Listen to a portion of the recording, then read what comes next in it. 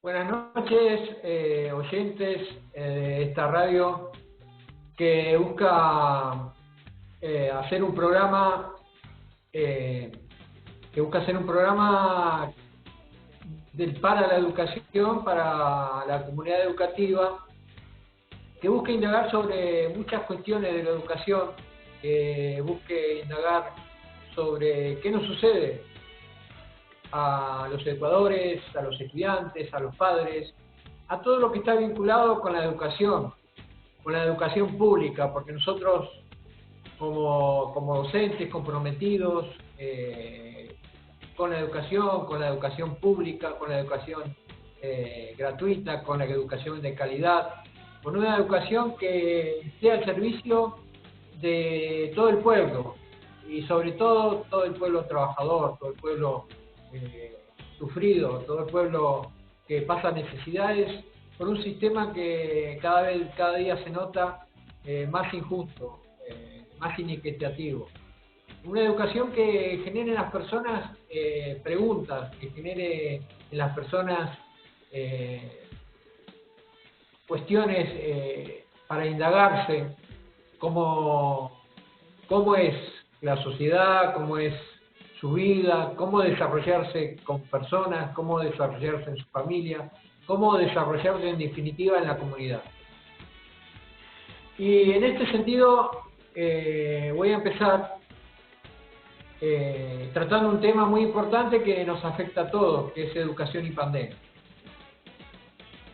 Y para esto voy a empezar con las palabras de nuestro querido Isauro Arancibia, maestro comprometido si los hubo, que dijo: no hay maestra o maestro cierto y auténtico que no esté comprometido con su pueblo. Estas palabras se tornan de un especial significado en los días que corren. La pandemia, lejana en los primeros días de marzo, incomprendida para muchos, en un abrir y cerrar de ojos se tornó cercana y amenazante, ya que su capacidad de contagio asombrosa podía generar una cantidad de muertos muy grande. Luego vinieron las medidas necesarias para evitar contagios y evitar el colapso del sistema sanitario. La cuarentena y el tener que quedarnos en casa llevó inevitablemente a que las escuelas tomaran otro tipo de modalidad para que pudieran seguir funcionando. El ir a las escuelas ya no podía ser. En lugar de ello, los docentes y estudiantes se comunican, se pasan los conocimientos de unos a otros por vía de las nuevas tecnologías informáticas.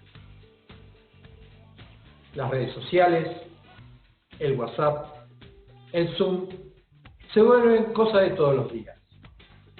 Para ello, toda la comunidad educativa tiene que aprender a usarlos, a incorporar conocimientos que se vuelven indispensables para poder seguir creciendo como seres humanos, que amplíen su capacidad de desarrollarse en la vida.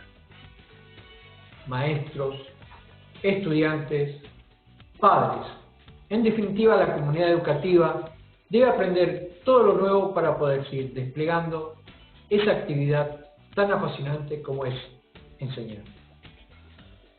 Pero esta situación genera grandes desafíos. Por un lado, ¿cómo nos relacionamos con nuestros pares? ¿Cómo intercambiamos experiencias que sean enriquecedoras? Muchos de nosotros debemos hacer grandes esfuerzos ayudados por la solidaridad de los nuestros para incorporar todos los conocimientos necesarios para desenvolver las tareas de la mejor manera posible. Una de las cuestiones que se ven en los encuentros es el avance de los sentimientos, de afectos potenciados por la falta de presencialidad, de corporalidad. Uno le da verdadera importancia a las cosas cuando éstas nos faltan. Vemos su real significado, su real importancia. Eso mismo sucede con la infraestructura necesaria para poder hacer el trabajo virtual de la mejor manera posible. Y allí se ve, una vez más, como una sociedad basada en el lucro capitalista, lo necesario se vuelve para muchos inalcanzable. La falta de celulares, de internet, de una buena conexión, de la mala señal. Empresas que únicamente se ocupaban de cobrar tarifas altas, pero que a la hora de invertir no invertían un peso. Por eso el rol del Estado se vuelve fundamental. Fundamental para proveer Internet de calidad para todo el mundo. Fundamental para que las tarifas no priven del servicio a los que más lo necesitan. Fundamental para que esos servicios sean considerados esenciales. Fundamental para que los educadores no sean precarizados y realizar cualquier horario de trabajo en perjuicio de su salud. Y crear una ley de conectividad que prioriza las condiciones óptimas para el desarrollo de su tarea. Lo que deja principalmente la pandemia como aprendizaje es que en un sistema de mercado salvaje lo que menos importa es la educación. Y que para que haya una educación verdaderamente al servicio del pueblo, y en especial de los más humildes, y una educación liberadora, los primeros que tienen que ser los actores principales de esta historia son los trabajadores de la educación y la comunidad educativa, que debe decidir cómo, cuándo y en qué condiciones se enseña. Muy bien. Hermosas palabras, Ricardo. La verdad que muy significativo toda tu editorial. Te felicito. Y para este primer programa de la educación al rojo vivo, no es un lujo contar con tu aporte siempre tan claro y tan sentido. Sí, la verdad que fueron palabras que realmente busqué englobar todas las cuestiones que encierra la pandemia, ¿no? El tema de como en las escuelas, cuando nosotros íbamos presencialmente a las escuelas, faltaba el tema de la infraestructura en las escuelas, el tema de la falta del gas, la falta de pérdidas en el agua, de que no funcionaban los baños, y precisamente esto pasa de vuelta, pero en la virtualidad, ¿no? O sea, un sistema que por muchos años perjudicó a la educación pública, en estos momentos se ve también como es muy difícil desarrollar cuestiones que para muchos es muy difícil de poder avanzar. Exactamente, ¿no? Esto de la educación en tiempos de pandemia, ¿no? Que parecería una novela de García Márquez, es lo que estamos viviendo hoy en día, ¿no? Pero sin tanta, ¿no? Sin lo que conlleva a la poesía ni al romántico, ¿no? Ni a lo romántico, ¿sí?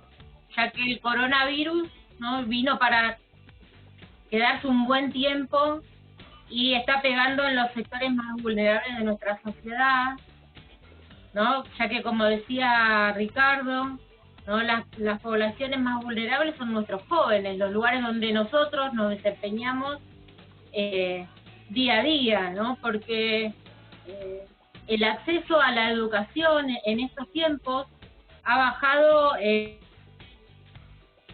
notablemente, ¿no? Vemos cómo esto de la falta de conectividad, la falta de computadoras, ¿no? La desinversión del plan Conectar Igualdad se hace muy evidente y se hace casi imposible que los chicos puedan seguir, ¿no? Seguir esto de lo que se trata de la continuidad pedagógica, ¿no? Y para nosotros los docentes de seguir garantizándoles, ¿no? El derecho a educar y a formar a los alumnos, ¿no? El cierre de las escuelas enfrenta estas desigualdades existentes en la educación en la sociedad y afecta a los estudiantes más vulnerables, ¿no? El gobierno, a pesar de todo, ha desplegado políticas orientadas a asegurar la continuidad de los aprendizajes en las casas y sostener vínculos entre la escuela y familia. Por ejemplo, los cuadernillos impresos, los programas de TV, de radio, los portales educativos, y las plataformas, ¿no? En otros casos, docentes han implementado buzones de tareas, ¿no? Pero todo esto no funciona si no tenemos el acceso a la internet, ¿no? Y la infraestructura que cada docente debe tener en su propio hogar, ¿no? Muchos docentes, nuestras computadoras han colapsado, dependemos de un celular, ¿no? Y a todo esto el precio de una computadora se hace incomparable, ¿no? Menos para una familia, y ni siquiera para un docente que lo necesita para un uso exclusivo profesional, ¿no? Y también no corre por nuestra cuenta esto de pagarnos la conectividad, que no es nada económico, ¿no? Esto de la educación pública y gratuita en estos momentos se está haciendo cuesta arriba, ya que no todos tenemos ni buena conectividad ni poder pagar esto de tener garantizadas las redes sociales, la conexión, la comunicación con nuestros alumnos, ¿no? Es importante resaltar que no existe una cobertura total de población estudiantil en cuanto al acceso a los recursos didácticos básicos como ordenadores y conexión a internet y espacios idóneos de aprendizaje. No es lo mismo estudiar en la escuela o los alumnos que tienen al menos una mesa y un lugar específico para desarrollar y para seguir sus estudios, ¿sí? A veces las familias en este contexto de encierro viven en casas pequeñas, ¿no? Donde las situaciones y la concentración para lograr ese proceso de enseñanza-aprendizaje se vuelven difíciles, ¿no? Tanto para los alumnos como para los docentes también. No es lo mismo estar en tu lugar de trabajo que estar en tu casa, donde muchos compañeros y compañeras tienen sus niños pequeños, o tienen que estar en lugares donde no se hacen otras actividades, ¿no? Y a veces se complica esto de concentrarse en lo que es el trabajo, ¿sí? Y también cabe señalar, ¿no?, que esta falta de capacitación de muchos docentes, que no tenemos, ¿no?, mucha práctica en el acceso a las modalidades virtuales, ¿no? Estamos en ese sentido en desventaja. Esto no vino de repente y tuvimos que acostumbrarnos, ¿no?, a llenar todo vía online, hacer absolutamente todos los trámites vía online, y es sumamente dificultoso para, yo me incluyo, los que no tenemos, ¿no?, un acceso al uso de las tecnologías, ¿no?, a la información y la comunicación. Bueno, a todo eso también está ¿no?, este protocolo que quiere instalar el gobierno de la Ciudad de Buenos Aires para hacer clases presenciales en plazas, en patios, ¿no?, porque han quedado en evidencia que el servicio de internet y sus alumnos no tienen una educación de calidad, ni tienen el acceso, ¿no? Todos decían capitales como un ideal de educación y han quedado en evidencia que nada que ver. Entonces quieren implementar estos protocolos, que vayan estos 6.500 jóvenes, niños, niñas, adolescentes, que vayan a cursar en forma presencial, que no, por no tener acceso a internet en su casa, no tenés las condiciones mínimas para poder desarrollar la educación en su casa, ¿no? Lo que marca y pone en evidencia la desigualdad, ¿no? La desigualdad, la inequidad, ¿no?, los problemas habitacionales, la falta de computadoras, de que muchas familias dependan de un solo celular para tener acceso a los contenidos, ¿no? Marca esa gran desigualdad que también tenemos con nuestros alumnos y alumnas y alumnes de acá de Matanza, ¿no? Esencialmente nosotros, como docentes de Matanza, tenemos un vínculo cada 15 días que nos vamos rotando para entregar los bolsones de comida, los bolsones de alimentos que se están realizando en las escuelas públicas bonaerenses, ¿no? Ahí tenemos un contacto con las familias, ¿no? Y hasta incluso en algunos casos tenemos que asistir a familias que están en situaciones de aislamiento, ¿no? Son muchas exigencias y muchos roles que el docente está haciendo ahora, también acompañado de frustración porque no nos puede seguir, ¿no? Esa gran parte de nuestro alumnado que no se conecta, que no se ha conectado desde marzo, por ejemplo, ¿no? Pensando que las clases los años no se repiten, ¿sí? Hay una mala información acerca de eso, ¿no? Y también pone en evidencia la desigualdad, la inequidad, la desinversión en nuevas tecnologías, ¿no? Porque todos partimos, ¿no? El que tiene hijos en su casa, ¿no? Que a la escuela es irreemplazable. La escuela no es solo un lugar donde te dan contenidos, ¿no? Y te cargan de conocimiento. La escuela es un lugar donde uno afianza vínculos entre pares, entre alumnos, entre profesores, ¿sí? Es un lugar donde se socializa, donde algunos chicos tienen su alimento diario, su alimento a horario, ¿sí? Hay unas palabras de Freire que dice: nadie educa a nadie, ni nadie se educa solo, ¿sí? Así que revalorizar el rol social de la escuela como instrumento de contención y apropiación de contenidos para la libertad de pensamiento, porque nada reemplaza al vínculo pedagógico como base del aprendizaje y del conocimiento, como un derecho fundamental que debemos garantizar sin distinción a todos nuestros estudiantes, ¿no? A pesar de todo, estas palabras cobran sentido cuando uno pasa por las escuelas y las ve vacías. Y las ve vacías y dice, pensar que en esta nueva normalidad tuvimos que dejar de tener vínculos con nuestros alumnos, con nuestros compañeros, intercambiar experiencias, intercambiar saberes, ¿no? Entonces es un año sumamente difícil, al menos para mí en lo personal lo vivo de esa forma, ¿no?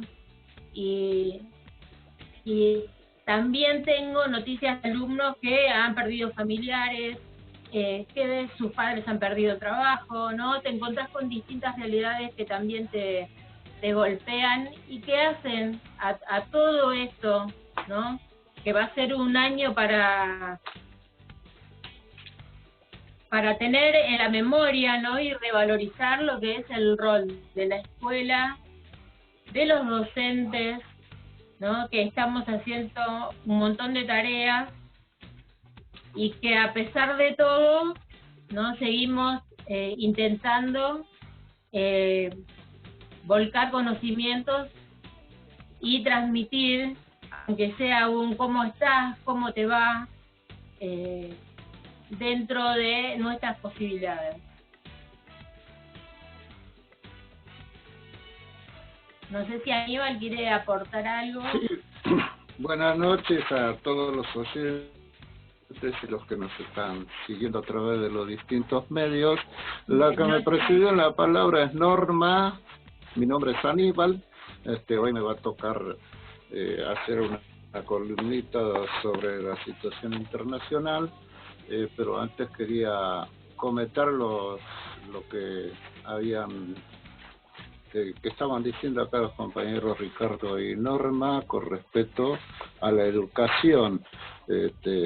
Yo enseño oficios, hay clases de distintos oficios y también se me complica la tarea de de dar clases, porque hasta antes de la pandemia estos cursos eran gratuitos, lo siguen siendo, pero tienen un costo, ahora que es el costo de internet.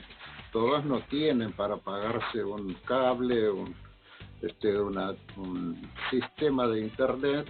Ayer justamente una de las alumnas me decía, profe, yo le cargué nada más que 70 pesos al celular, no sé si me va a alcanzar para toda la clase, y la clase son 2 horas, así que cuesta realmente dar clases y se complica, especialmente los que enseñamos oficios. Si bien yo doy mucha teoría, pero las prácticas no las puedo dar. Estoy haciendo videos, armando, tuve que aprender a hacer y compaginar videos, porque no soy muy ducho con la tecnología, pero no sé cómo hará la profesora que enseña pastelería, por ejemplo, cómo hace para probar lo que cocinó, si salió bien o no salió. Se complica bastante, así que bueno, después sigo yo. Ahora creo que tiene la palabra, no sé, Ricardo o Nico. Y yo lo que quería resaltar es la diferencia de las políticas que se da, ¿no? Una política que está al servicio del pueblo y una política que realmente está al servicio de los intereses de los grandes grupos capitalistas que quieren hacer de la educación un negocio. ¿Cómo se ve a nivel nacional y en provincia una educación que se preocupa para que haya conectividad, para resolver los problemas de ingreso de las familias que se vieron cortados por la pandemia, y en Capital, que es todo lo contrario, que es una educación que está al servicio de los intereses inmobiliarios, que en vez de darle internet a los chicos en las escuelas, quieren que vayan a las plazas, o sea, que no les interesa que se muera gente. Es más, pareciera que quiere que se muera mucha gente para que no resolver la mejor resolución que tienen ellos, que se muera gente, para que no haya gente que les pida por sus derechos. Eso me pareció que se ve muy claramente eso, ¿no? Se ve esa grande diferencia, y el papel también del sindicato es muy importante, porque como el tema de, por ejemplo, nosotros estamos viendo con mi compañera que vimos que necesitaba una computadora, y una computadora está a 100.000, 120.000 pesos, 150.000, que realmente para un maestro, la mayoría de los maestros, y realmente no llegar a esa posibilidad, digamos. Y que también el gobierno hizo un plan que también es muy importante, de poder hacer en cuotas grandes, con bajo interés, poder comprar esas computadoras. El Banco Nación creó la línea de crédito para que los docentes puedan comprar esas computadoras, que nosotros vimos y ya se acabó el cupo para poder hacerlo, ¿no? Pero son iniciativas que muy importantes, que hay que ir profundizándolas, y una de las cuestiones para poder profundizar la educación, el presupuesto educativo, es generar, por ejemplo, un impuesto a las grandes fortunas, que ahora dicen que van a hacer una sola vez, o sea, sería un tributo, digamos, que nosotros consideramos que tiene que ser siempre, no siempre tienen que pagar los más pobres, sino que tienen que pagar realmente los más ricos. Bueno, entonces vamos a los titulares. Bueno, en este primer programa, ¿no?, de la educación al rojo vivo, los titulares son estos, ¿sí? Paritarias docentes. Baradel pidió que la propuesta salarial esté por encima de la inflación. Esperamos que la semana que viene se avance con una propuesta salarial para todos los y las docentes de la provincia, y que esté por encima de la inflación. Equiparación de asignaciones familiares y compensación por los gastos de los docentes en el marco de la conectividad, aseguró el gremialista. El gobierno presentará un índice epidemiológico para definir el regreso a clases. un esquema diseñado para las grandes urbes, regiones como la del Gran Buenos Aires, por ejemplo, donde sería imposible pensar en ese tipo de apertura en la condición vigente, como dice ahora el protocolo nacional aprobado por el Consejo Federal de Educación. Es que la circulación del virus debe ser baja o nula para la asistencia a clases. Para el ministro de Educación, Nicolás Trota, este nuevo indicador sacará a discusión del campo político para enfocarse puramente en el epidemiológico. Acuña tensa la relación con Nación, Ciudad evaluará a fin de año y habrá recuperatorios en verano. La ministra de Educación, porteña, Soledad Acuña, analizó la tensa relación con la cartera educativa a nivel nación, que viene rechazando la propuesta de la ciudad para retomar las clases presenciales en el marco de la alta incidencia de epidemias de coronavirus. Nicolás Trota anunció que las clases se van a extender hasta abril para los alumnos del último año de la secundaria. El ministro de Educación de la Nación, Nicolás Trota, planteó que se va a extender hasta el 30 de abril del 2021 el ciclo lectivo para los alumnos que estén actualmente en el último año de la escuela secundaria para la articulación con el sistema universitario, y vaticinó que la expectativa que tenemos es que en marzo se pueda hacer el regreso a clase en forma general y presencial, ¿no? Hasta ahí van los titulares en el ámbito educativo que nos involucra en esta primera edición de la educación al rojo vivo. Seguimos entonces evidenciando, ¿no?, la brecha que se abre, ¿no?, entre la educación en capital, que quieren abrir, como están en un marco tan aperturista en todos los aspectos, ¿no?, de los bares, de los sitios de esparcimiento, de las plazas, ¿no?, ponen en evidencia que les importa muy poco la salud de los alumnos, ¿no? Esto de que los chicos que no no han tenido contacto con las escuelas en todo este periodo, tengan que hacerlo en este momento donde los índices de contagios están por arriba, están casi al límite, y docentes que por supuesto serán expuestos, ¿no? Y también nos lleva a repensar cómo será la vuelta a clases, ¿no? Cómo vamos a volver, o como docentes, a estar en las aulas, a volver a estar con los alumnos, ¿no? Hay alumnos que han pasado por la enfermedad y que están sumamente angustiados, ¿no? Entonces todo eso lleva a repensar también cómo volver a clase. Bueno, ahora vamos a escuchar una entrevista con uno de los personas, ¿no?, un miembro del SUTEBA, ¿no?, que es del sistema educativo, que quisimos que en este primer programa esté presente y nos dejó esta entrevista.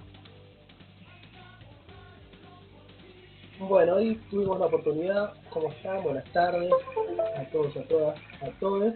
Hoy tuvimos la oportunidad de conversar con Emma Ríos, que es el secretario adjunto del SUTEBA Zamora. Estuvimos charlando un poquito acerca de cuáles fueron las cuestiones sindicales y del trabajo docente que se dan durante esta pandemia, ¿no? Así que bueno, fue hoy por la tarde, así que le dejamos el video con la grabación de la entrevista. Buenas tardes a todas, a todos, a todes. Estamos en una primera edición de Entrevistas al Rojo Vivo. En esta oportunidad vamos a estar charlando con Emma Ríos, secretario general adjunto de SUTEBA Lomas de Zamora, parte de la lista violeta a nivel provincial y a nivel nacional. y vamos a estar haciéndole algunas preguntitas. En primera instancia le vamos a preguntar acerca de el acuerdo paritario, cómo fue esta última convocatoria, cómo lo vivieron y cómo venían viviéndola a partir de la última gestión también, cómo fue ese cambio que hubo.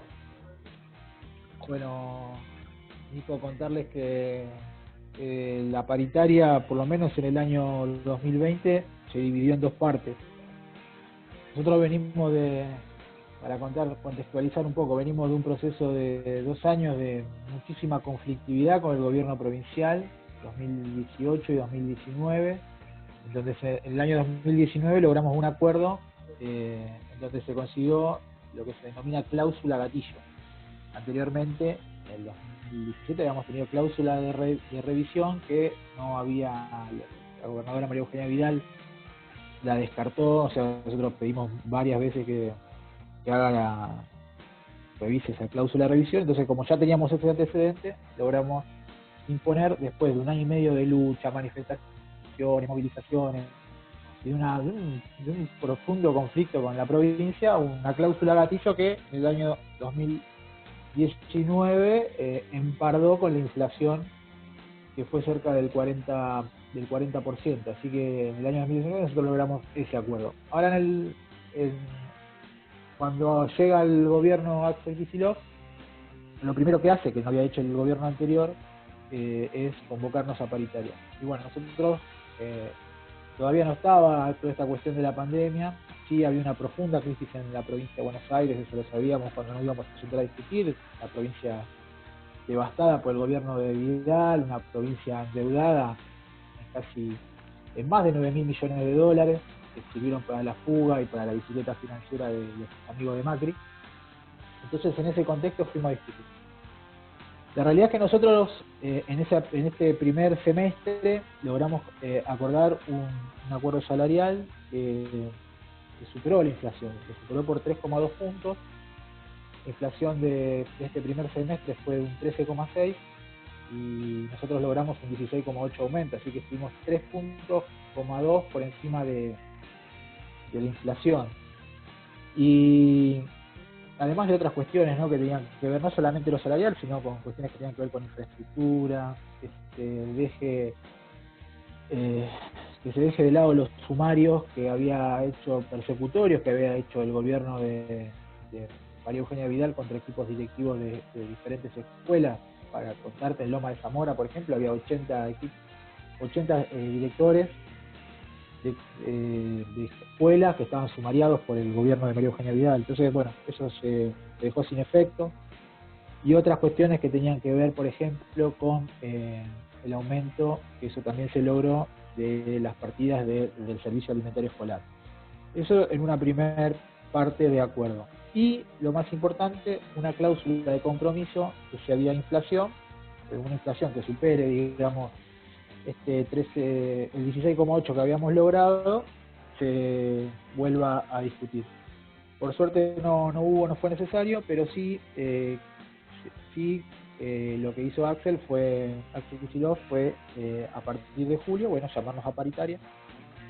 Empezaron a trabajar las comisiones y bueno, esta semana hubo un primer encuentro en donde, bueno, ahí en este encuentro que hubo, aparte de lo de aumento salarial, se llevó una agenda de reclamos que tenían que ver, bueno, con aumento salarial, que es lo mismo que estábamos pidiendo el otro semestre, que es un aumento que esté por encima de la inflación estipulada.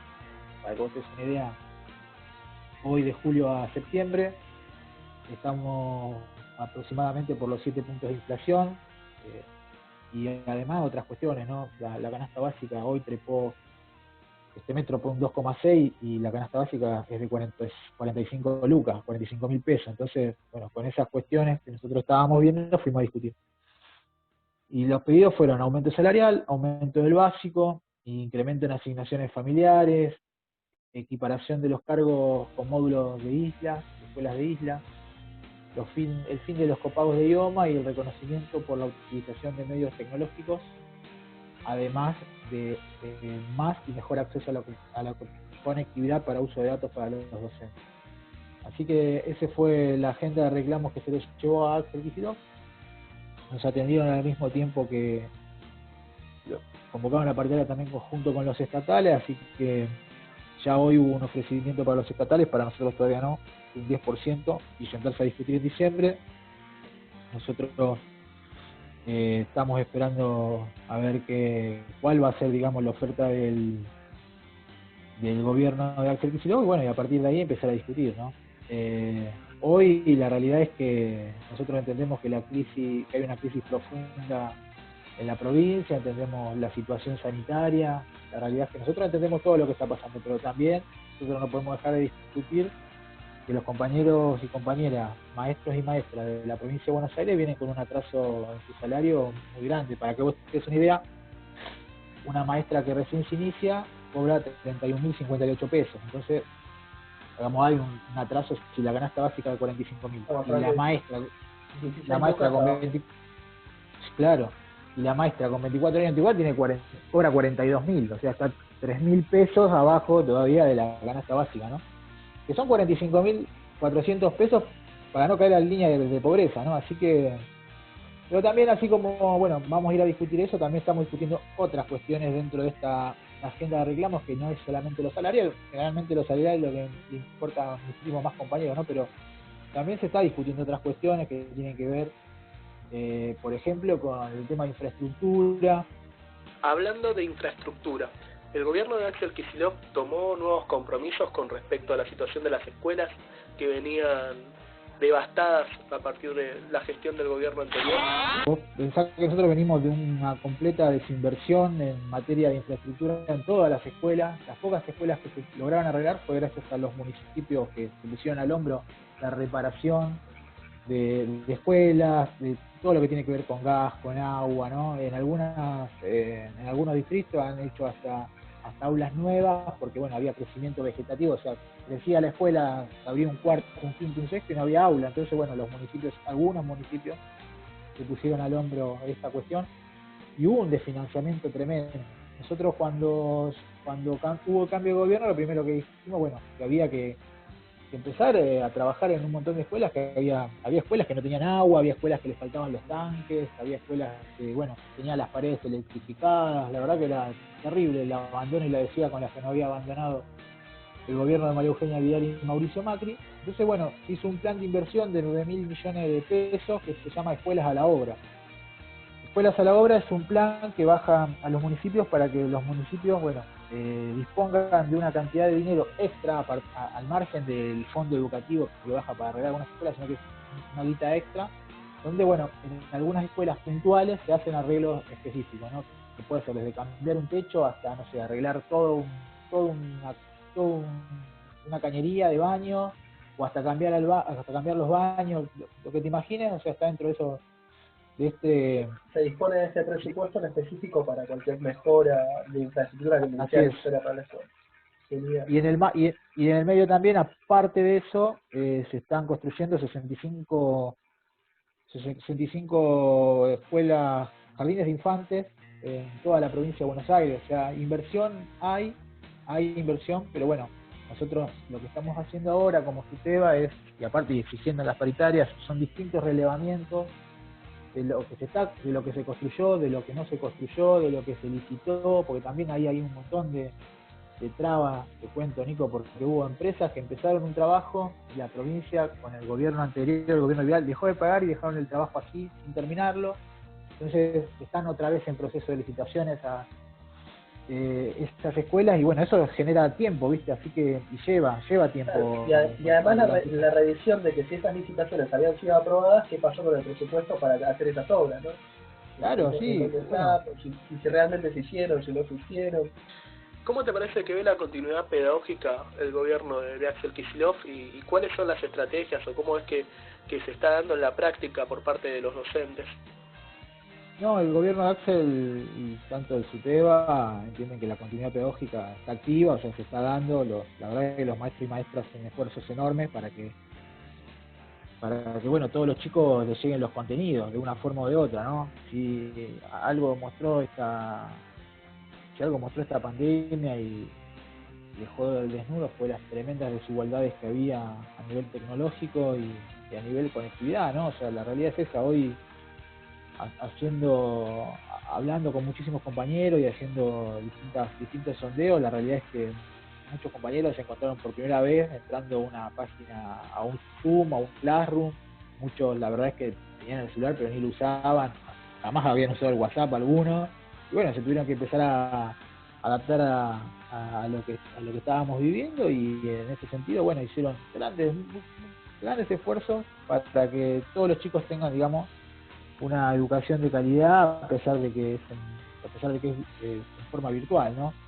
Y eso hay que dejarlo claro y destacarlo, porque lo que quieren tratar de imponer de parte de los medios, imponerlo desde de las usinas de información, es que no hay clases, ¿viste? Y la realidad es que clases hay todos los días. Los chicos tienen clases de diferentes formas, de una forma u otra los maestros y maestras hacen esfuerzos enormes para que ningún chico se quede, digamos, fuera del sistema, y eso hay que reconocérselo a los maestros y maestras. Por eso nosotros cuando nosotros estamos pidiendo un reconocimiento por utilización de medios tecnológicos y un acceso a la conectividad sin uso de datos, cuando estamos pidiendo eso es porque entendemos y valoramos el enorme esfuerzo que hacen los maestros y las maestras de toda la provincia de Buenos Aires para que esos chicos no se caigan del mapa, ¿no? Porque esa es la realidad. Un esfuerzo enorme, esa es la verdad. Y el gobierno provincial ayuda bastante, la verdad es que hay que decirlo, han entregado cuadernillos que son muy piolas para aquellos que no tienen conectividad, que nosotros, bueno, cuando vamos a las entregas de mercadería de bolsones los entregamos, y eso, bueno, ayuda bastante, son bastante útiles, pero bueno, la realidad es que hay muchos problemas de conectividad, eso también hay que decirlo en esta nueva etapa que nos toca vivir. Hay familias, vos lo sabés, que por ahí el papá solo tiene un teléfono celular y llega a la noche del laburo y es el único que tiene datos y se tiene que conectar 3 o 4 chicos para alguna clase o para entregar un trabajo práctico. Y bueno, es complicado, es difícil, pero bueno, son los momentos que nos tocan vivir, y en estos momentos que nos tocan vivir hay que decir que la verdad que la docencia de toda la provincia de Buenos Aires, y me atrevo a decir de todo el país, estuvo a la altura de las circunstancias, poniendo el pecho donde había que ponerlo, que eran las escuelas, que era ayudando a los chicos a contener también, ¿no? Es un espacio, también la virtualidad generó muchísima contención por parte de los maestros y maestras, que son el Estado en el barrio, y ha generado, ¿no?, un vínculo muy, muy, muy fuerte con las familias, con los chicos. La verdad que eso hay que destacarlo fuertemente. ¿Cómo ves los lazos de solidaridad que se formaron a nivel comunitario por parte de los docentes, de las organizaciones sociales y demás? Mira, Nicola, nosotros lo vemos en la entrega de SAE, que nosotros participamos, porque somos docentes de las escuelas de Loma, y en segundo, como SUTEBA, acompañamos en las escuelas donde, bueno, faltan brazos, que por ahí a veces hay compañeros que no pueden ir porque están enfermos, son de riesgo, entonces nosotros vamos ahí a dar una mano a las escuelas. Mañana vamos a estar en una ahí de Fiorito, y la verdad es que hemos visto, no sé, en todas las entregas unas enormes muestras de solidaridad, de empatía por parte de los equipos directivos y de los compañeros, de los profes, de las maestras, de las escuelas públicas no solamente de Loma Zamora, sino, me atrevo a decir, de toda la provincia. Ya te digo, o sea, desde juntar plata para completar esos bolsones porque faltaban 20, 25 bolsones, la verdad que es una exigencia que nosotros venimos pidiendo, que es la universalización del sistema alimentario escolar, que bueno, en algún momento ojalá lo lleguemos a tener.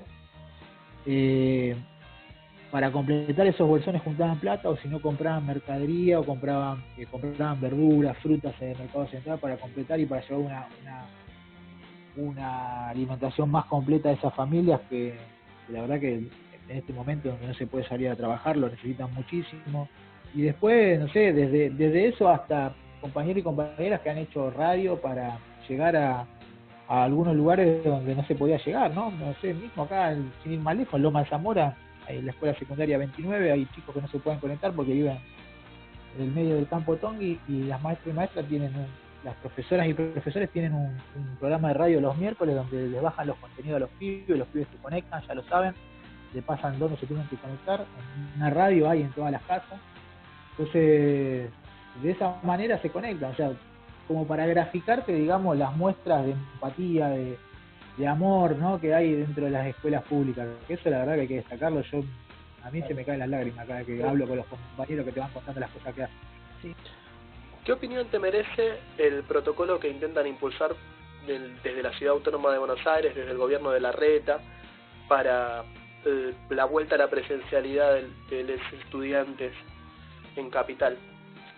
Es una irresponsabilidad tremenda por parte del gobierno de Larreta intentar generar otra vez clases presenciales, encima en pleno pico de la pandemia, y donde el principal lugar donde mayor cantidad de contagios hay es en Capital Federal. La realidad es que muestra lo irresponsables que son, y marca también, ¿no?, es parte de un camino de distintas irresponsabilidades que han tenido ellos como gobierno, y la verdad que a mí me causa mucha bronca ver cómo con tanta liviandad salen a hablar por los medios de la posible vuelta a clase, ¿no? Bueno, ahí por suerte están los gremios, CAUTE, bueno, también está DEMI. Hay varios gremios ahí que se están parando de mano y le están diciendo que no va a haber vuelta a clase. El ministro de Educación, Nicolás Trota, ha dicho que no estaban dadas las condiciones, ni las condiciones sanitarias ni edilicias para volver, así que bueno, ahí va a haber una gran puja. Yo creo que lo hacen más por una cuestión política que por una cuestión pedagógica. La realidad es que lo pedagógico les importa muy poco, y lo han demostrado cuando el mismo ministro de Educación le ha dicho que entregue a Rodríguez Larreta, le había dicho que entregue las listas de los 6.500 pibes supuestamente que no tenían conectividad en Capital Federal, que les iba a entregar no solamente los dispositivos, sino también datos para que se puedan conectar, y el tipo no entregó nada. Ahí te das cuenta que no le importa que los chicos aprendan. Tampoco tenía los datos, porque al final la lista era de 1.500, de los otros 5.000 no tenían la menor idea. Sí, realmente un desastre y como decís, una irresponsabilidad. Buscan generar caos, y aparte no generan consenso ni con las comunidades, ni con las familias, no con los docentes. Ellos son la decisión, y es acatarla o no. Provincia de Buenos Aires está trabajando ya en un protocolo para la posible vuelta a clases. Es un hecho eso. Nosotros como SUTEBA estamos trabajando, pero estamos viendo, en primer lugar, para volver a clases, primero tenemos que discutir, que esto en Capital ni lo discuten, es decir, cuáles son las condiciones edilicias que hay en la provincia de Buenos Aires, ¿no? Nosotros, sin discutir eso, no nos vamos a sentar a discutir la vuelta, porque hay escuelas, y eso en Capital, pero hay, para hacer dulce, escuelas sin agua, escuelas que se caen los techos, escuelas que no andan los baños, que vos vas y tenés un baño para 400 pibes, que no se limpian los tanques hace años, que no tienen mantenimiento.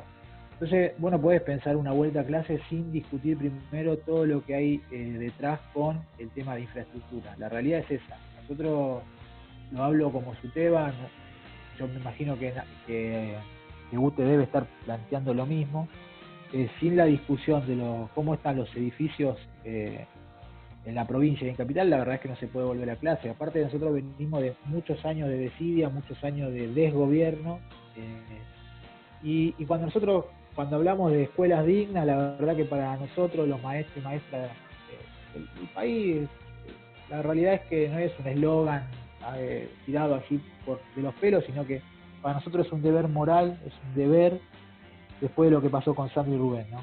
Así que para nosotros es una obligación, es un deber moral, que todos los pibes que vuelvan a clase para la próxima, cuando se pueda volver, cuando estén dadas las condiciones sanitarias, las condiciones edilicias, cuando puedan volver a los establecimientos educativos, tengan escuelas dignas.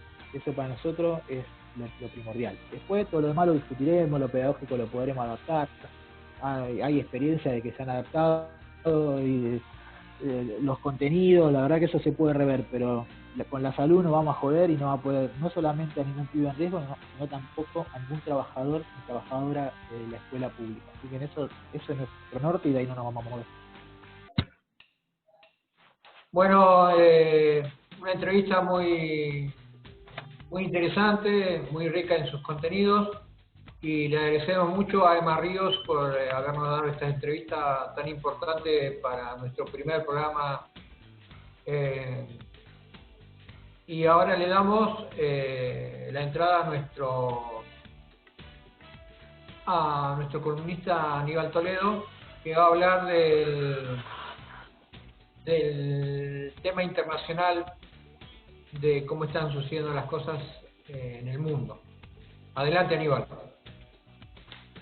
Sí, bueno, hay muchísimas cosas para comentar sobre la situación internacional, pero yo recién la escuchaba a Norma decir que cómo va a ser el regreso a clases, algo que nos preocupa, yo creo que a todos los docentes, ¿no? Y estaba pensando, digo, bueno, volveremos a clase cuando tengamos una vacuna y tengamos a todo el mundo vacunado, que eso va a ser lo más conveniente, lo más seguro. Más protocolos que haya, siempre va a haber contagios si no estamos inmunizados.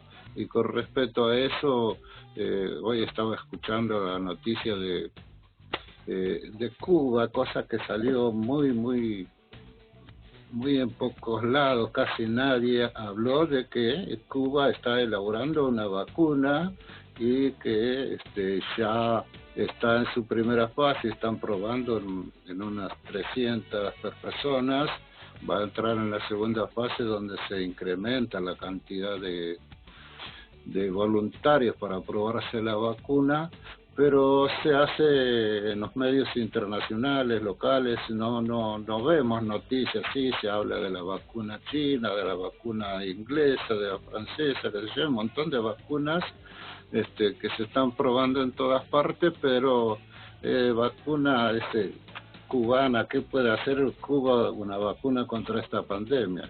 Bueno, la está elaborando, y cuando salga la vacuna me dice, bueno, pero esa vacuna no debe ser segura si lo hacen los comunistas cubanos.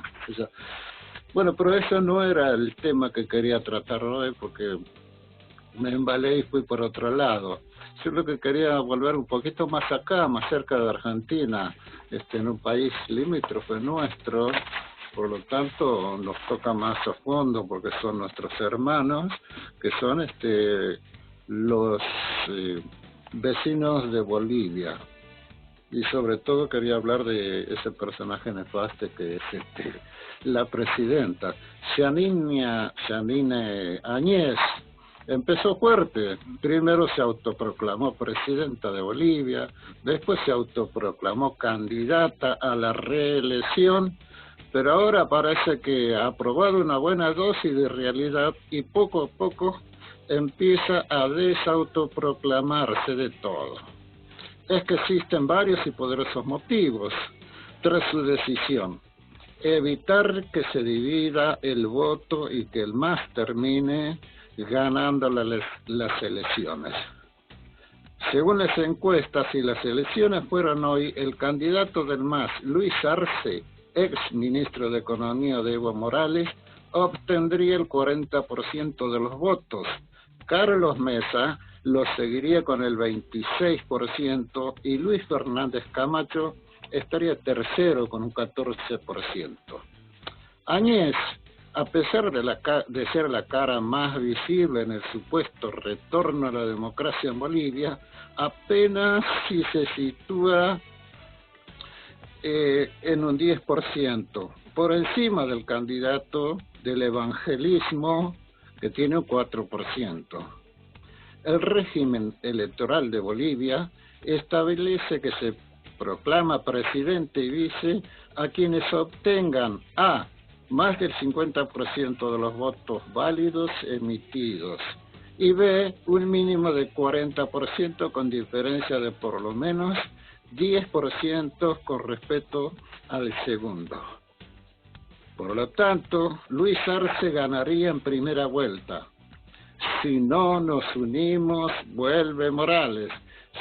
Si no nos unimos, la democracia pierde, dice quien se alzó con el poder en forma antidemocrática y anticonstitucional con el apoyo de los militares.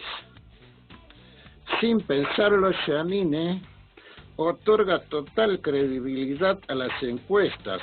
Podría haber dicho que las encuestas son pagadas por los cocaleros de Cochabamba, auspiciadas por Venezuela con Maduro a la cabeza, etcétera, pero no. Al renunciar y darle credibilidad, da por hecho que el candidato del movimiento al socialismo es por lejos el candidato mejor ubicado y con más posibilidades de ganar la presidencia. Pero también deja entrever que las afirmaciones que la llevaron al poder y apoyadas por la OEA de supuestos fraude en el triunfo de Evo, o sea, que los mismos que decían que era imposible que el MAS ganara en primera vuelta, salvo con un gran fraude, hoy reconocen que el MAS puede ganar en primera vuelta. Esto está demostrando que no hubo ningún fraude y que se trató lisa y llanamente de un golpe de Estado. Y por lo tanto, Jeanine Áñez no es más que una dictadora y actúa como tal, persiguiendo, encarcelando, proscribiendo a todo aquel sospechoso de ser opositor o que haga declaraciones en su contra. Tal el caso de Patricia Hermosa, es jefa de gabinete de Evo, quien estuvo durante meses sin atención médica, pese a estar embarazada y sufrir un aborto espontáneo en su celda. O el caso de Mauricio Jara, en prisión preventiva, acusado de sedición e instigación pública a delinquir, por haber calificado al gobierno de Áñez de tirana y dictatorial en Internet. Claro que esta decisión, su renuncia, no creo que haya sido tomada en forma solitaria, y seguramente existió una llamadita desde un país del norte que siempre mete sus garras por estos lados, y todos sabemos qué país es. Como seguramente habrá otras llamaditas a los otros candidatos y nuevas renuncias para acomodar los tantos e impedir a toda costa, como lo declaran abiertamente, el triunfo del MAS. A casi un año de asumir como presidenta de Bolivia, sin haber sido electa para el cargo, en este tiempo claramente se extralimitó en todas sus decisiones y no respetó el espíritu transitorio que debía marcar su gestión.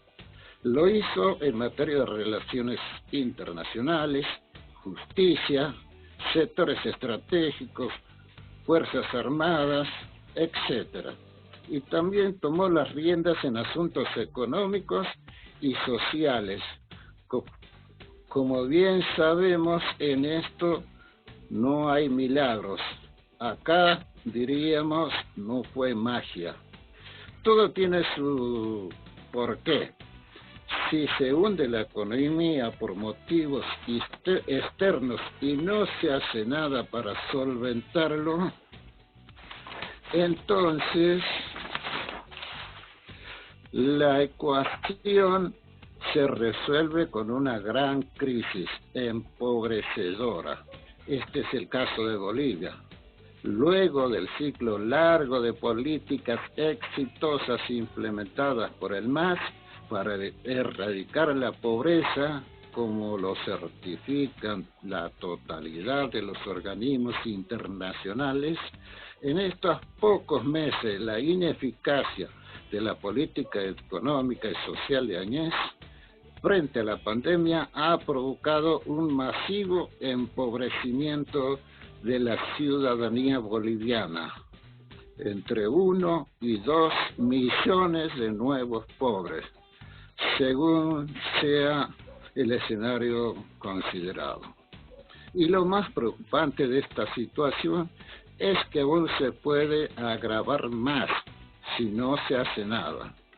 Lo único esperanzador es que en pocos días habrá elecciones y se abrirá la posibilidad de que el pueblo boliviano elija una opción que le dé mejores condiciones de vida en vez de empobrecerles deliberadamente. El candidato Arce ya ha demostrado que sí sabe crecer desempobreciendo. Del otro lado está Mesa, que es una incógnita en materia de economía, pero que más o menos el pueblo boliviano sabe de su afecto hacia el país del norte. Desde aquí, desde esta columna, le decimos a los hermanos bolivianos que habitan nuestra Argentina y a los que están en su país, fuerza. Este momento pasará y será solo un mal recuerdo. Y con el triunfo de Mesa se retomará la senda que nunca se debió dejar. Y para eso estarán mejores preparados. Hasta la victoria siempre, bolivianos. Un párrafito un poquitito aparte merece las últimas noticias que me llegan de allá de Bolivia, es que hay 3 ministros del gabinete de Yáñez que han renunciado. En realidad uno fue expulsado y los otros dijeron, bueno, si lo echan a él, nosotros nos vamos. A causa de la intención y la decisión que tiene Yáñez de privatizar el sistema energético, ¿no? En Bolivia. Entonces está apurada, como ya le quedan 20 días, ahí se está extralimitando en sus funciones, como vemos, privatizar algo tan importante como la energía en Bolivia a 20 días de unas elecciones. Me hace acordar a Macri, que una semana antes, unos días antes, benefició a un montón de sus amigos con privatizaciones y contratos y licitaciones. Préstamo, ¿no? El préstamo de Vicentín. Sí. Realmente también Yáñez ha hecho declaraciones sobre el gobierno de Fernández, ¿no? Sobre Argentina, hablando que el populismo es lo peor que le puede pasar a un pueblo, ¿no? Ya que lo acusa de dar asilo a los que ella promulgó el golpe de Estado, ¿sí? Sí. Entonces Yáñez está jugando, ¿no? Siempre su rol para la derecha, y también acá en nuestro país la derecha tampoco descansa, no descansa nunca, ¿no? Toman las calles, hacen manifestaciones, ¿no? Se exponen sin sentido en el hecho de que estamos en pandemia. Sí, yo también. Sí, seguí, Aníbal. No, sí, hay muchas más informaciones. Yo había preparado algo con un tiempo limitado. No le quise dar mayor entidad a las estupideces que dijo sobre Argentina. Alguien que actúa de esa forma, que nos quiere dar ejemplos de democracia, alguien que asumió el gobierno de la forma en que asumió. Así que por eso... y también eso, en el contexto en que lo dijo, también eso sería otra noticia para otro tema para analizarlo, ¿no? En las Naciones Unidas, en un lugar donde, no sé, ahí, por ejemplo, hubo discursos de variados tipos que no van a cambiar en nada la política internacional, pero me causó cierta gracia, digamos, el estúpido de Juan Guaidó, que se montó en su casa, o no sé dónde sería, como un escenario como si estuviera en las Naciones Unidas, y en un principio quiso decir que él estaba hablando en las Naciones Unidas, y en realidad en las Naciones Unidas no lo aceptan porque no es reconocido ahí como presidente de Venezuela, como sí lo es Maduro. Por lo tanto el que habla ahí es Maduro, o es su canciller, y no Guaidó.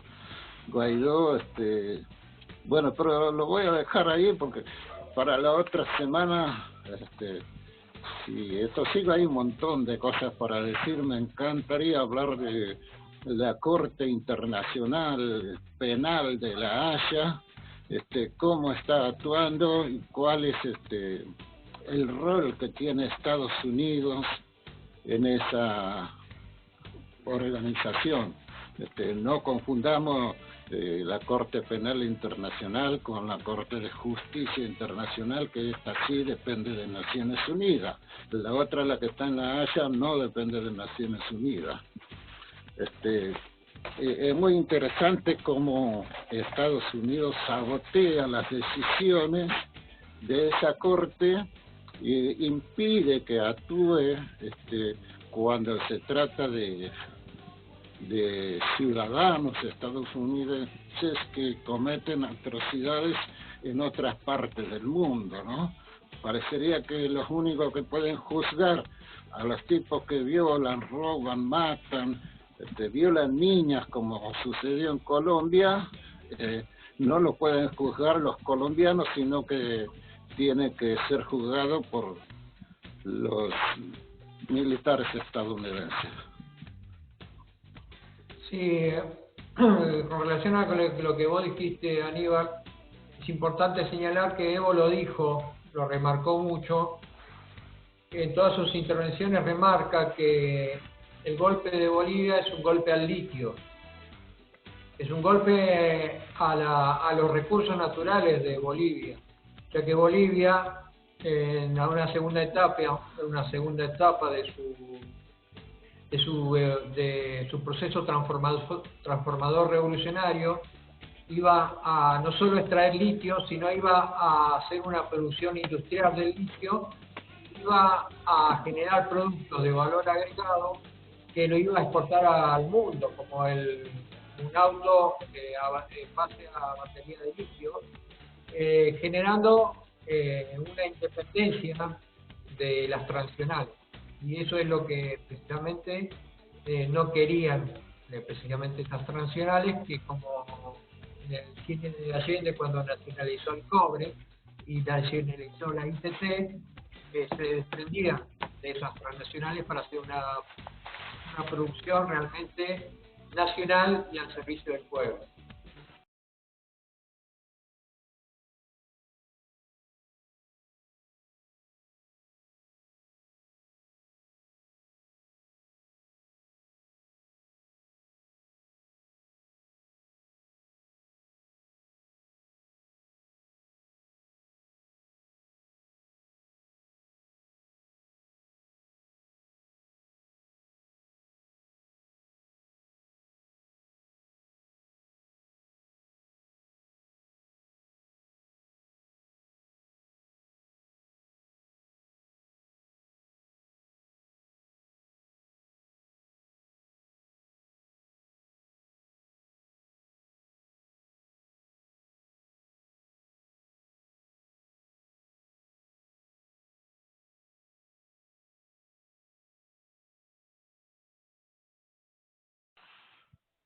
Bien, creo que ya estamos sobre la hora, ¿no? No sé quién está controlando eso.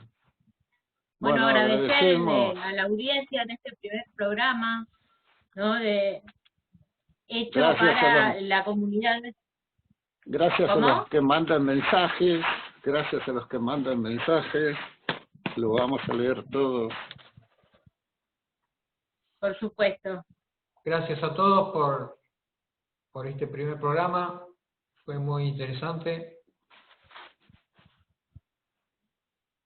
Y Bueno, a viendo. seguir quedándose en casa, a seguir cuidándonos, ¿sí?